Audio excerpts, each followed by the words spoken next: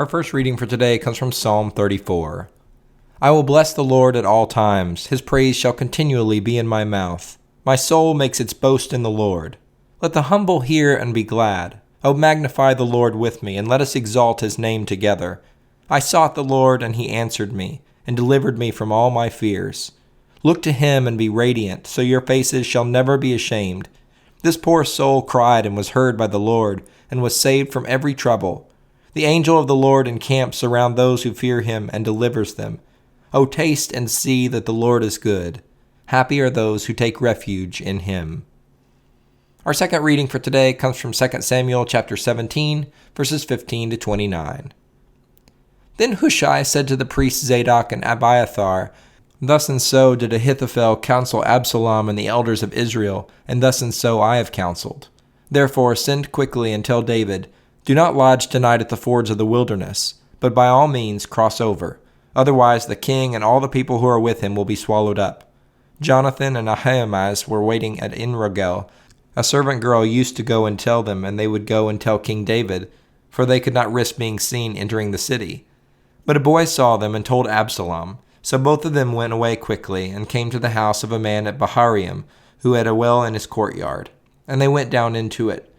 The man's wife took a covering, stretched it over the well's mouth, and spread out grain on it, and nothing was known of it.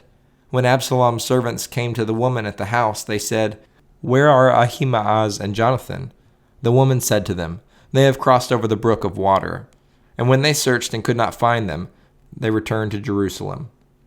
After they had gone, the men came up out of the well and went and told King David.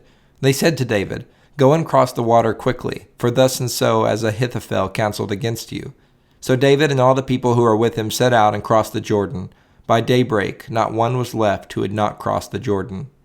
When Ahithophel saw that his counsel was not followed, he saddled his donkey and went off home to his home city. He set his house in order and hanged himself. He died and was buried in the tomb of his father. Then David came to Mahanaim, while Absalom crossed the Jordan with all the men of Israel. Now Absalom had set Amasa over the army in the place of Joab. Amasa was the son of a man named Ithra the Ishmaelite, who had married Abigail, daughter of Nahash, sister of Zeruiah, Joab's mother. The Israelites and Absalom camped in the land of Gilead.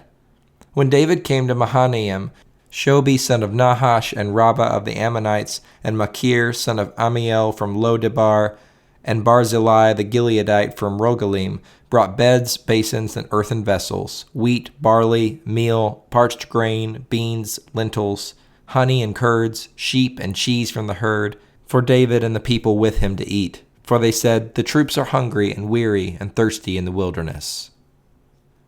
Our final reading for today comes from Galatians chapter 6, verses 1 through 10. My friends, if anyone is detected in a transgression, you who have received the Spirit should restore such a one in a spirit of gentleness. Take care that you yourselves are not tempted. Bear one another's burdens, and in this way you will fulfill the law of Christ. For if those who are nothing think they are something, they deceive themselves.